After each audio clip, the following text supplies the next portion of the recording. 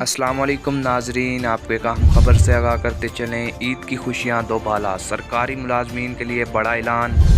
عید الفطر کے پیش نظر سرکاری ملازمین کو ماہ اپریل کی تنخواہ اور پینشن 17 اپریل کو ادا کرنے کے احکامات جاری۔ محکمہ خزانہ نے باقاعدہ احکامات بھی جاری کر دیے ہیں۔ ہمارے ذرائع کے مطابق اگر عید جمعۃ المبارک کو ہوتی ہے تو 20 سے 23 اپریل تک چھٹیاں ہونے کا امکان ہے، جبکہ ہفتہ 22 اپریل کو عید ہونے کی صورت میں 20 سے 24 اپریل تک چھٹیاں ہونے کا اعلان ہو سکتا ہے۔ کابینہ ڈویژن وزیر اعظم کی باضابطہ منظوری کے بعد نوٹیفیکیشن جاری کرے گی۔